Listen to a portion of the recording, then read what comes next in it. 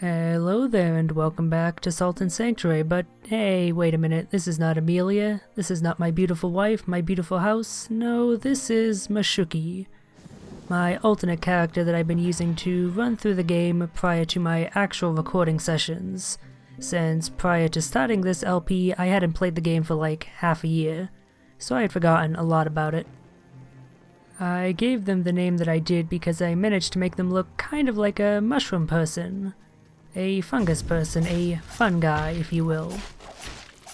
And I'm using them here because the thing I want to show off is not something I can actually do with my main character anymore, because it requires desecrating a sanctuary, and I've converted all of the ones in Amelia's game to the Order of the Betrayer. Sadly, it is not possible to betray the creed that you're in. So the reason why desecrating a sanctuary is such a key part is that it is the main part of a glitch that you can employ. Normally when you use the Bell of Awakening, you return to the last place that you rested at. However, when you desecrate a sanctuary, the last place that you rested at is basically removed from that position, since it is now hostile to you. And from that point on, if you use the Bell of Awakening, you will instead return to the very spot that you used it on.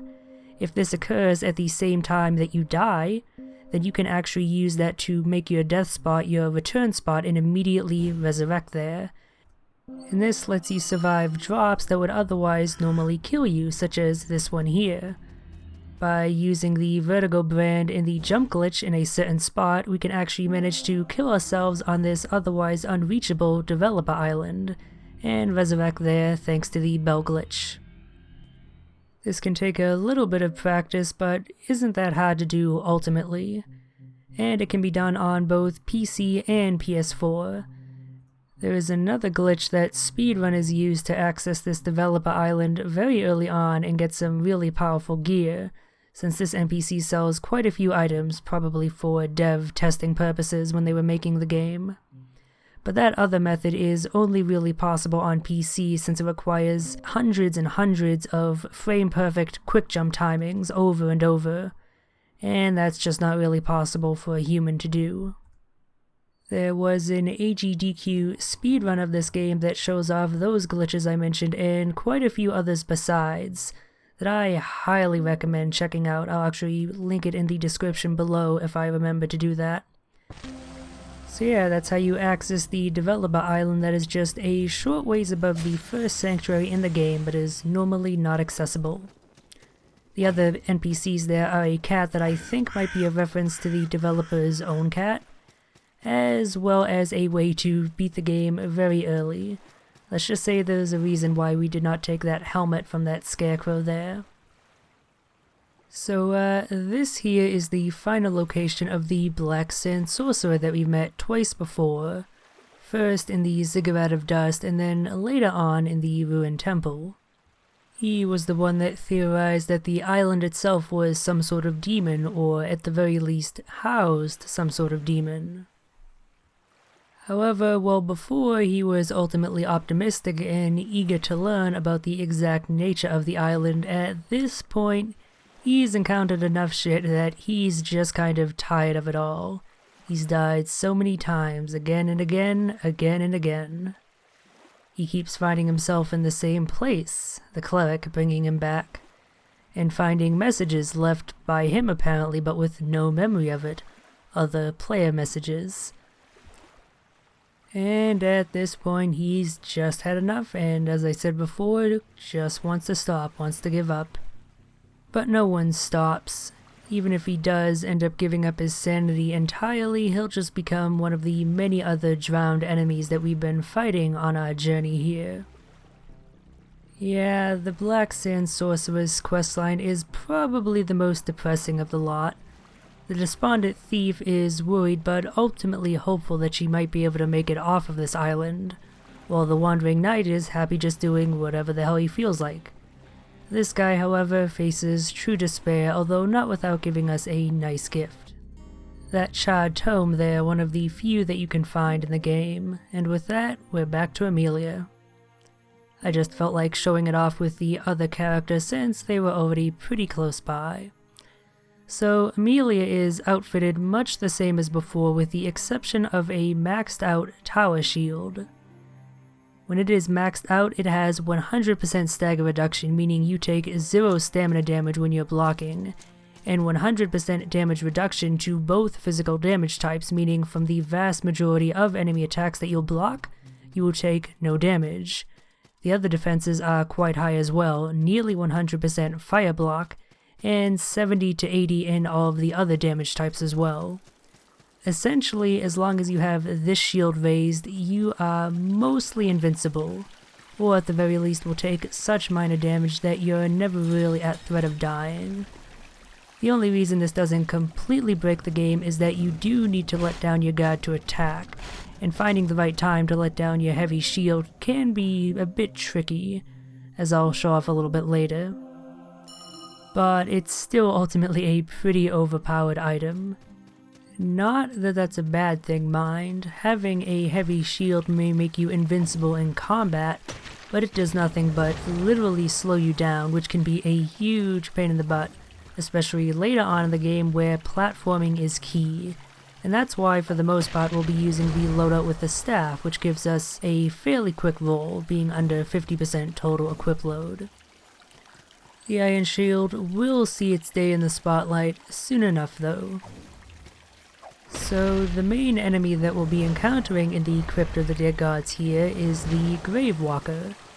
I kind of make them look like a chump. That's pretty much purely because the Flask of Defilement absolutely ruins the defenses like it does for everyone else, meaning it only takes a single shot of our powerful dark magic to take them out. But if you don't have overwhelming firepower like we do, they are a huge pain in the ass, because they are quite tanky and they have something about them that is quite dangerous indeed. And I show it off right here. After certain attack strings of theirs, they'll launch out projectiles that will home in on you for quite a while. It's pretty hard to evade them, and if you get hit by all of the projectiles, you will probably die. The actual key is to stay as far away from them as possible. They'll only launch the projectiles if you're fairly close to them after they do that melee attack. And staying far away also lets you put bits of the environment in between you and them, which completely negates that issue. The other enemy that we'll end up encountering here in the Crypt is the Crypt Keepers, who we've seen before. And that's pretty much it. Yeah, there are only 2 enemies, one old, one new, in the entirety of this crypt here, aside from the bosses of course, who are new. This area is far more about the platforming than the combat, which is not a bad change of pace. Although it does kind of suck if you've been running a heavy character up to this point, you may just have to V-spec or at least reorganize your gear, so that way you can have a somewhat decent movement and roll speed. Fortunately, if you're not too hot on the platforming aspect of this game, this area isn't too terribly large, and there's actually a way that you can completely circumnavigate most of the area. We've actually already come across it. About a minute and a half ago, there was a spot where we picked up 3 charred lockets. I meant to point it out at the time, but kind of forgot. At any rate, if you go to the spot where we pick those up and drop just to the left of that platform, you can just barely survive, and you'll make your way to the end of the area, and you can skip pretty much all of the platforming nonsense. But we're not cowards, we're not babies, we'll take our platforming and like it, god damn it. As it turns out, platforming with fall damage isn't so bad if you never actually die to it. Which is especially worth bringing up there because those 2 jumps that I made with the air dash are probably the trickiest in the area. If you air dash just a hair too late, you end up gaining enough momentum that you will be unable to break your fall and you'll just end up plummeting to your death. So this segment here is purely optional but also really cool. There are a number of falls here that you have no idea if you can survive unless you actually pay attention to the environmental details. The various candlesticks that are standing up indicate safe drops, and the candles in the background indicate safe pathways as well. Basically just follow the candles and you'll be just fine. You'll break your knees once or twice, but that's nothing a good old flask of blood can't fix.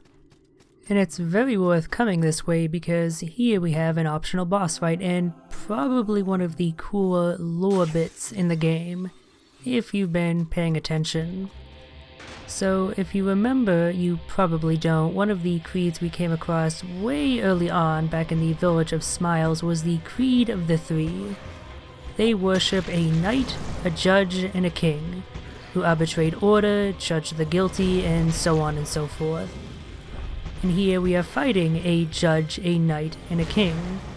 Essentially, the three gods that are worshipped by much of the world, since the three is a very popular creed indeed, have in fact been dead this entire time, and any prayer juice that got sent to them got sent to this island instead, to whatever lies here. So yeah, it's a bit of a cool lore bit. As for the fight itself, I have one tip. Go for the judge, aka the mage dude here, ASAP. In addition to being a very annoying hassle to deal with, constantly pelting you with magic when you're trying to deal with the king and the knight, he is also found away the most dangerous in that he is the most likely to kill you, because if you get hit by his entire magic stream, you're probably going down unless you have very high magic resist. Whereas the knight and the king do a large amount of damage but typically will knock you down, so they can't really combo you to death. Also, with the mage dead, we can finally get to show off just how ridiculously broken the Type 46 Iron Shield is. These two are completely unable to kill us as long as we have a block up, and as long as we carefully time the moments when we have a shield down and then just spam attacks and then immediately put up a block again, it's basically impossible to die here. You can actually see my unfamiliarity with blocking in this game since I do get hit on occasion, although in my defense it's mainly due to the King's Quick, which has next to no startup animation, it just comes out immediately. Thankfully it doesn't do too much in the way of damage, but yeah, that's this fight in a nutshell. Take down the mage first, then one of the remaining two, and then whichever one remains behind last. Not exactly a difficult fight, not even when you don't have an absurdly overpowered shield. As we'll see in a few seconds here, for beating them we acquire 3 ears, one from each, and they each make a very top tier item, a top tier greatsword, a top tier halberd, and a top tier great hammer. Class 5 in all instances. And they all require shimmering pearls to transmute, so good thing this area gives you 2. You may have noticed that we have never actually transmuted an item that requires a shimmering pearl, and that's mainly because the cost is insanely prohibitive. In addition to the quite rare shimmering pearl, you also need 100,000 salt, which requires saving up for quite some time. Shimmering pearl items are pretty much purely there just so you have something to upgrade to should you choose to play through New Game Plus. And though I'm not, boy am I set for that, considering I got a incredibly rare drop of the shimmering pearl from this Crypt Walker here. That's 5 total that we've picked up, and they're supposed to be an incredibly rare item, geez. That's the inverse of the LP curse, I suppose. So at this point you're probably a little bit confused as to where we are in the Crypt of the Dead Gods as to where we were before. Right now, if we were to have failed the platforming to get into that optional segment, this is where we drop, right by this stone sellsword here.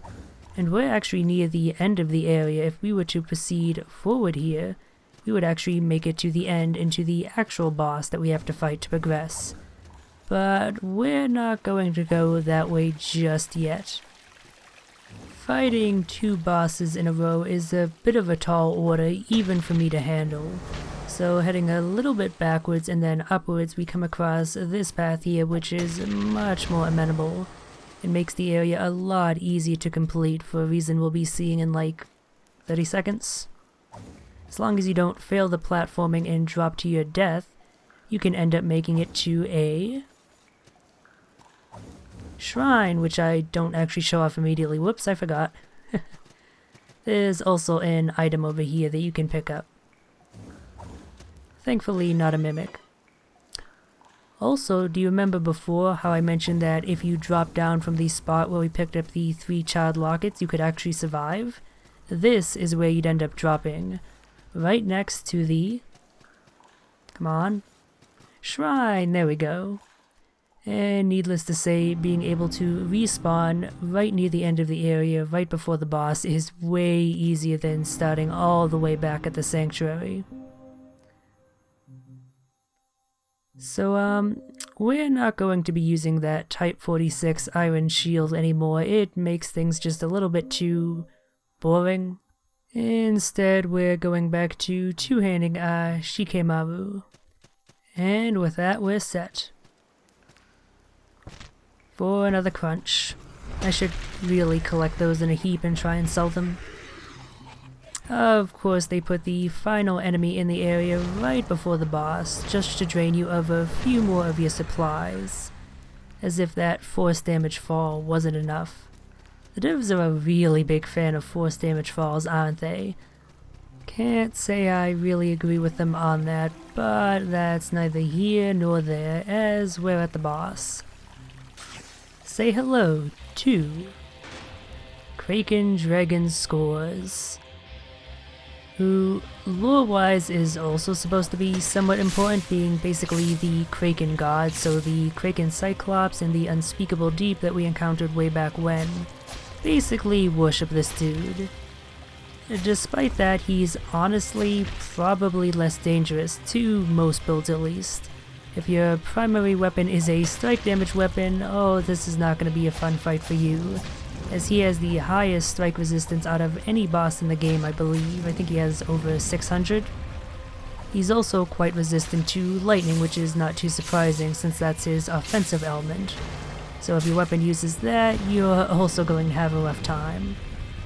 Thankfully, if you use any other attacking element, especially slashing, fire, or arcane, things should go pretty smoothly. I don't really have the time to discuss his attacks, you'll just have to watch how I move to avoid them. But I will say he has a pretty good variety of attacks. He has like 7, and they're all pretty unique in how you need to dodge them. Either rolling through, changing your positioning, or utilizing the air dash. And that way he's a pretty good test that you've actually gotten good with both the platforming and the combat in the game. So having slayed 4 gods, we come to the truly final area of the game and meet that old salt-soaked man again, who's basically just going to give us a big old expositorial lore dump on the goings-on. A lot of which won't really actually mean anything unless you've been paying especially close attention to the lore of the game, which is a bit of an issue since pretty much all of that lore is available purely in the item descriptions. All of the conversations you have with the various NPCs aside from this dude and the sorcerer are more about their own personal journeys and happenstances and how they ended up on the island, rather than why this island exists and what's happening to draw people here. Which means that the vast majority of players will have absolutely no emotional connection to what this dude is saying, and so it ends up all just ringing rather hollow, which is a bit unfortunate. If there had been more NPCs like this guy and the sorcerer and they appeared more frequently throughout the game, and gave you actual reasons, even if they're not necessarily true, as to why you're doing the things you're doing, why you're going throughout the island, basically an equivalent to someone like Frampt from Dark Souls 1, then maybe this would have worked out better, but as it is, The summation of what this dude is saying, by the way, is that there is a nameless god here who is incredibly greedy. He wants to own everything that there is in this world, in order to have that which he cannot have, to be born of light, whatever that actually means. I've never bothered to figure it out myself, and the game isn't exactly clear on it. And so, in pursuit of that goal, the nameless god has collected the dead and the betrayed. As Jarrett here is about to say, giving a sort of title drop, they are born of salt, bound by sanctuary. They are the eternally dead. So essentially way back at the start of the game, when we actually managed to beat the Unspeakable Deep, but then crashed, we actually died and ended up in this purgatorial existence, and that's why we cannot die here, why we are just constantly brought back. That's why the game's color scheme is so purposely muted. Again, this is a purgatorial existence, it's not life, it's death. And with that, we enter the final area, the Still Palace, which is probably my favorite area in terms of presentation. As we descend down this stairway, we realize that things are not quite right, or upright as it were. The entire area is inverted, and all the particles that are rising up are in fact falling down. It's worth keeping that in mind as we head towards the ending, as that will actually matter a little bit more.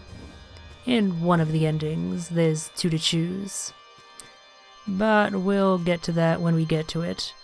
Before proceeding straight towards the Nameless God, you're going to want to rest at this shrine here. You don't want to respawn all the way back at the previous one. And coming over here also allows you to actually leave the Still Palace via a shortcut. Useful if you have any unfinished business left in the rest of the game world, any areas you want to beat, any items you want to grind up, etc. This is your last chance to do it.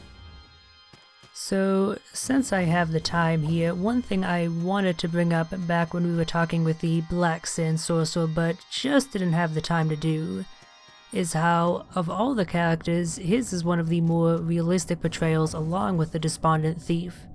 In the face of all this countless dying and hardship, he doesn't just soldier on through it bravely, completely unaffected like the Masterless Knight does. Instead, it really ends up getting to him, and sapping him of his will to live. Oh, by the way, the last chest in the game is, of course, a mimic. Would you expect any different? But yeah, it ends up really getting to him, all that repeated death and injury and whatnot. And that's actually a pretty realistic way of looking at things. Too often in fiction, when you have your characters have some form of immortality or resurrection, they are just completely unaffected by all of the shit that they go through. Which on its surface seems okay, like, oh, it doesn't matter, you're just gonna regenerate. But psychologically, of course, that would affect you because you still feel pain. You still feel the terror of death. And that which does not kill you does not make you stronger, not in the real world.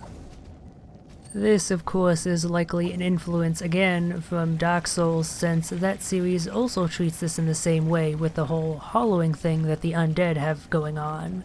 The fact that they grow slowly more mindless and insane the more they die, eventually becoming a threat to others. Oh yeah, so ultimately this ends up leading back to the Siam Lake Sanctuary, and that's why it's worth unlocking that shortcut to this sanctuary from the Salt Alchemanceri. Lets you get back here a little bit more quickly. However, we have finished all of our business with the rest of the world, so let's just warp back and go and fight a nameless god. It's a little bit of a trek to actually make it to him, which is rather unfortunate if you end up having trouble with him in the fight and have to repeat it. So, because I have about a minute more of spare time, one last thing I want to bring up with regards to the whole dying over and over and slowly growing more and more insane as a result. A show that actually pulls it off really well and has some surprisingly good character writing, given the medium and genre that it's in, is something I want to recommend here if you have a little bit of a tolerance for anime bullshit. That part is a little bit necessary, unfortunately. It is a little show called IE0, Life in Another World from Zero. It is part of a popular escapist fiction genre for young adult novels in Japan, adapted into an anime, and as I said, as long as you have a bit of a tolerance for the dumber trappings of anime, I'd recommend checking it out because the writing is pretty damn solid. I'm not going to spoil anything specific, just that it regards that whole conversation that I mentioned, and if you want to watch a show that explores that and you have that tolerance for anime that I mentioned, consider checking it out at some point. Anyway, here we are, right before the final boss. Time to buff up as usual and then use an item that is a bit unusual. a healing item before we enter the boss arena.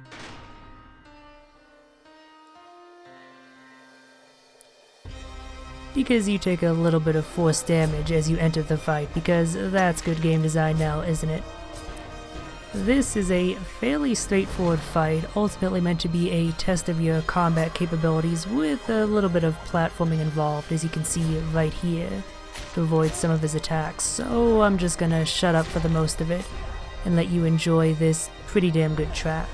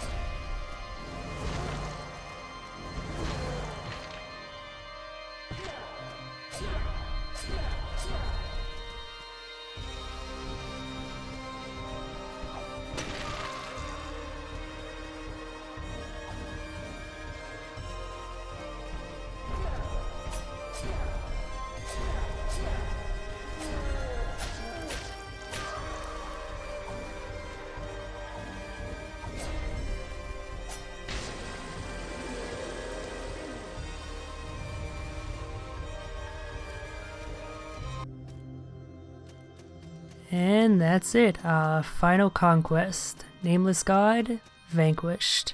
Ashes acquired. Let's just have a look-see at those ashes description in the inventory, see if it tells us anything new about the Nameless God. Ashes of the Nameless God. Yeah, that seems a fitting description for someone who is nameless indeed. So, as was suggested by our earlier conversation with his avatar, the Scarecrow, there is a bit of a choice here. You can choose to flee and survive, and that is what Mashuki is going to do.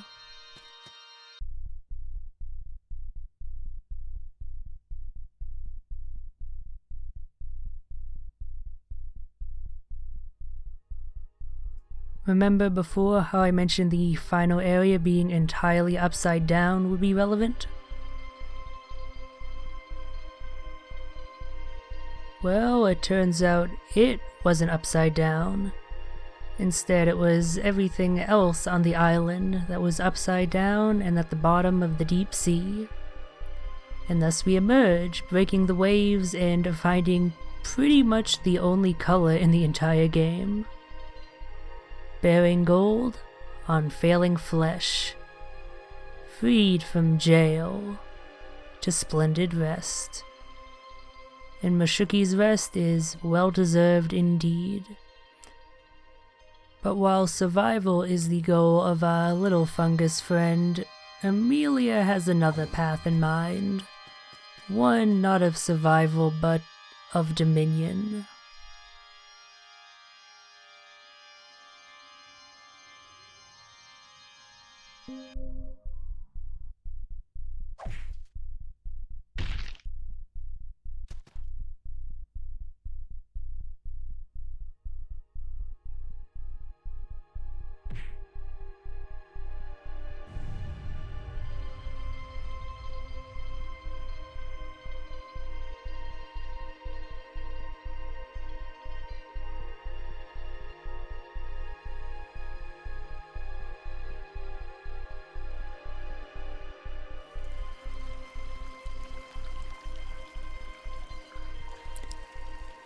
Heart of malice, sewn in steel.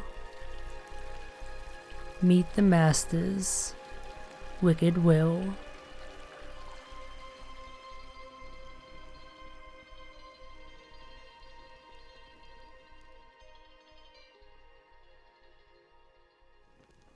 And that's Salt and Sanctuary, a pretty fantastic Metroidvania that I've enjoyed playing through many of a time.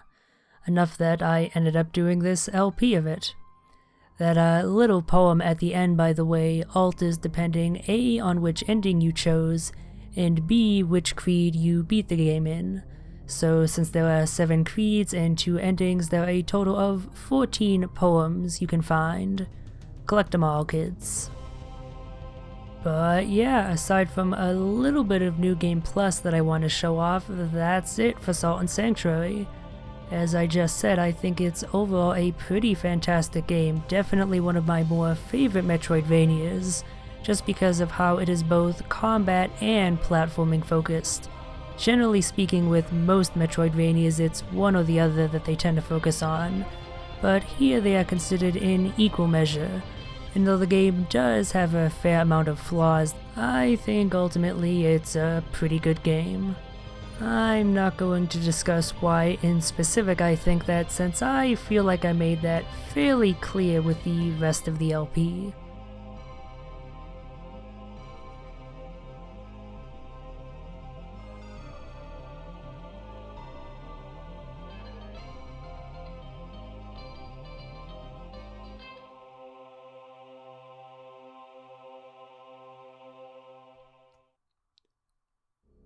So, as I mentioned before, I do want to show off New Game Plus because, well, for the most part it's fairly standard. Going through the game again with everything being scaled up a bit so that way you can't just, powerhouse your way through things. There are a few things that this game does. The first being that if you choose the Dominion ending, you end up with the Overlord set, the armor of the Nameless God, because you are now the Nameless God. And each piece has a unique description that mentions something about the Nameless God, about how they trod men and women underfoot, about how they sought what was ultimately unattainable. And in that regard, I think it is meant to be somewhat of a commentary, meta-commentary on the players playing the game. They repeatedly play through with new characters in New Game Plus playthroughs, eternally seeking some sort of satisfaction that ever remains elusive. Or something like that. I'm honestly not too big on that type of meta-narrative. I feel like the only game that has done that sort of thing any sort of justice would be Dragon's Dogma, but even that has its issues. So the one other new thing that New Game Plus does is this one bit of dialogue. You'll place the icon I gave you upon the altar and you'll live. Despite everything, you'll live. And then if you talk to him again, he just says his normal spiel. But I like that little nod, the fact that Jared here is very well aware that you have become the new Nameless God, and have just perpetuated this eternal cycle of torment for everyone else on the island. Actually, thinking about it, that line reminds me of a specific line from Undertale, which, if you've played, you probably know the one I'm talking about. And having brought that up, I suppose Undertale is also another game that does the whole player meta-narrative analysis thing pretty well. But getting back to this game, we come to what is both our first and final sanctuary. And despite having the icons of the other creeds, we cannot place them as we are still in the Order of the Betrayer, the creed that we finished the game with. No choosing another creed at the start, unfortunately, which could have been a cool thing they could have done to make New Game Plus a little bit more interesting. But yeah, that's it for Salt and Sanctuary. Stay salty, friends.